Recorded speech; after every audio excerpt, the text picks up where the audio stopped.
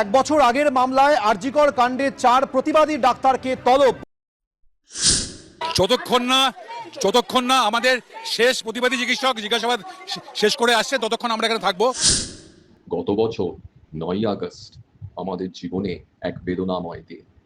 ওই দিন আরজিকরে কর্মরতা দ্বিতীয় বর্ষের পোস্ট গ্র্যাজুয়েট ট্রেনি অভয়ার খুন ও ধর্ষণ হয়েছিল প্রাতিষ্ঠানিক একটি খুন ও ধর্ষণ। তারপরে সারা দেশ সারা পৃথিবী জুড়ে চলেছিল প্রতিবাদ কর্মসূচি। আমরা ভুলতে পারি না রিক্লেম দ্য নাইট 14ই আগস্টের কর্মসূচি। এরপরে অসংখ্য মিছিল হয়েছিল। তার মধ্যে একটি মিছিল গত বছর 8ই অক্টোবর সংগঠিত হয়েছিল মেডিকেল কলেজ থেকে শুরু করে ধর্মতলা পর্যন্ত।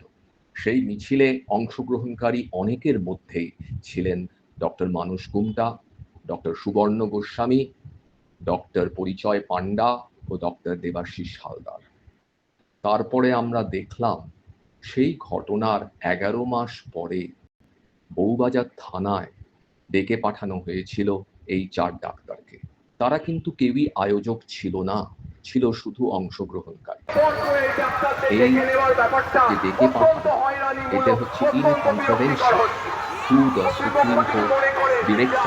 সুপ্রিম কোর্ট এই রাজ্য সরকারকে বলেছিল গত বছর 20শে আগস্ট যে এই ঘটনায় আন্দোলনকারী বা প্রতিবাদী কারুর বিরুদ্ধে কোনো শাস্তিমূলক ব্যবস্থা, কোনো পিউনিটিভ অ্যাকশন নেওয়া যাবে না।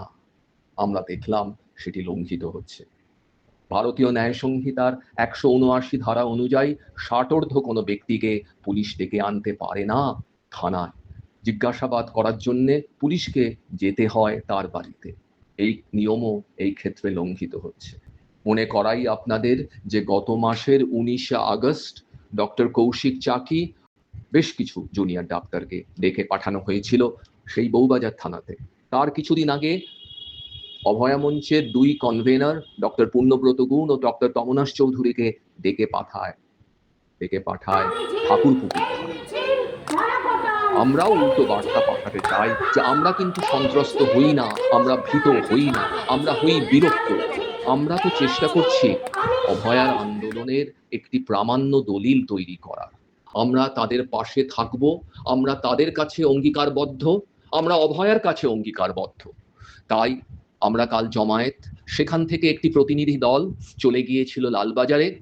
সেখানে এসিপি হেডকোয়ার্টার্স দেবাশিস দাসের সাথে তারা দেখা করে একটি ইমেলের প্রতিলিপি তাদের কাছে জমা দেওয়া হলো। এই ক্ষেত্রে বলি যে শুধুমাত্র কলকাতায় নয়, প্রান্তিক এলাকা জলপাইগুড়িতে সংগঠিত হয়েছে। ওখানে জয়েন্ট প্ল্যাটফর্ম অফ ডক্টরস এবং অভয়া মঞ্চের সাথে একত্রে সংগঠিত হয়েছে প্রতিবাদ কর্মসূচি। সংগঠিত হয়েছে বহরমপুরে টেক্সটাইল মোড়ে।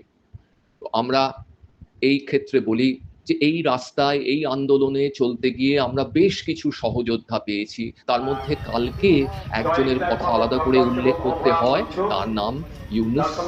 তিনি একজন আইনজীবী। জলপাইগুড়ির যখন অবস্থান হচ্ছে তখন সকলকে ঠান্ডা জল তিনি পরিবেশন করে দিয়েছেন। তাকে কিন্তু এই দায়িত্ব কেউ দেয়। এই ছোট জেস্চার আমাদের অন্তর ছুঁয়ে গেছে।